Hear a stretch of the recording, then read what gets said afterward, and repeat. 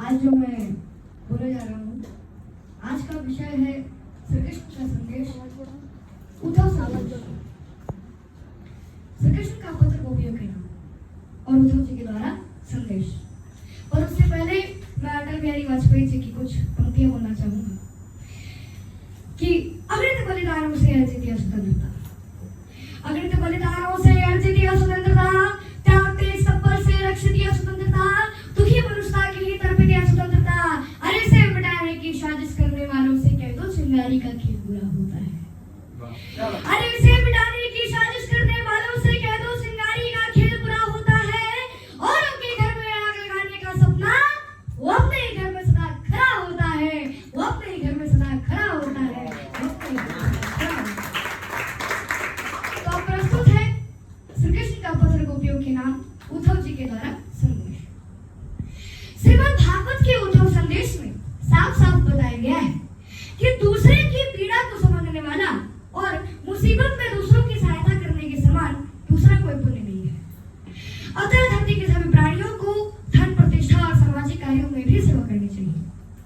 उद्धव जी साक्षात गुरु बृहस्पति के शिष्य थे और वे भगवान श्री कृष्ण जी के चचेरे भाई भी थे और वे बहुत बड़े ज्ञानी थे और वे मथुरा में भगवान श्री कृष्ण के दरबार में रहते थे। वे सभी को बहुत ज्ञान देते थे। भगवान को समझ में नहीं आ रही थी कि मैं इनका ज्ञान कैसे निपटाऊं। एक दिन भगवान अचानक रोने लगे। उद्धव जी ने देखा और सोचा कि अरे परम ब्रह्म परमात्मा की आंखों में आंसू, तेरी कौन सी लीला है कान्हा, ये तेरी कौन सी लीला है। तब भगवान श्री कृष्ण उद्धव जी में लिपट गए और सिसक कर रोने लगे और कहने लगे कि मोहे ब्रज बिसरत नाही उद्धव भैया, मोहे ब्रज बिसरत नाही। नंद बाबा का दुलार, मैया यशोदा की लाठी, बाल सखाओं का स्नेह, गोपियों का प्यार, मोहे ब्रज बिसरत नहीं उद्धव भैया, मोहे ब्रज बिसरत नहीं। और राधा तो मुझसे रूठी गई है उद्धव भैया, राधा तो मुझसे कुछ बोलती तक नहीं है।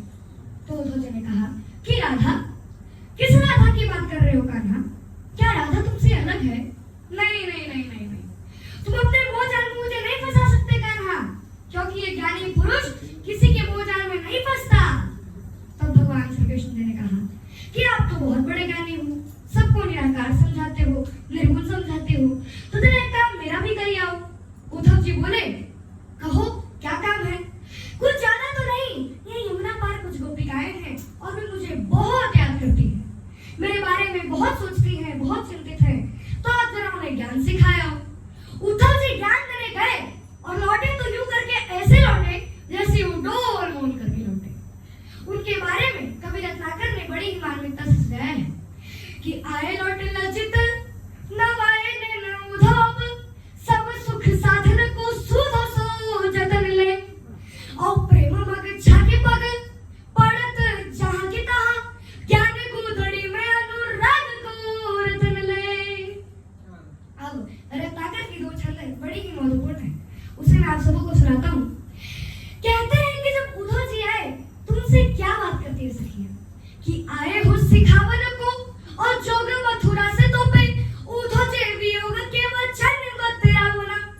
यानी हे उद्धव, आप योग सिखाने आए हो, योग की बात मत करो, और कहे रते ना कर की दया करी तरसती नहीं और दुख दरी में को तो पे अधिक बड़ा बुला कि चुक चुक होवे है मन मुकुर हमारो है कि चुकी हूँ कठोर मन पालन चलावना।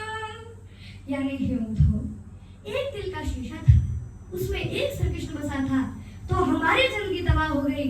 अतः हे उद्धव, क्या आपको पता है कि जब एक शीशा फूटता है तो कितने प्रतिबिंब बनते हैं, और एक मन मोहन तो वैसे ही उजायमा हो, हिया में अनेक मन मोहन बसावना।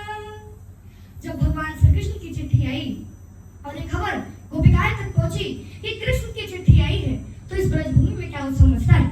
जरा कल्पना कीजिएगा कि भेजे मन भावन के उद्धव के आवन की, सुधि ब्रज गावनी में जावनी जब लगी, और कहे रत्ना कर की ग्वालिन की छोरी छोरी, तोड़ी तोड़ी अंधपुरी आवन तब लगी। बीच में घाट पर उद्धव जी बैठे और ग्वालिनी की छोरियों की भीड़ लग गई। अब चिट्ठी दिखे तो दिखे कैसे कि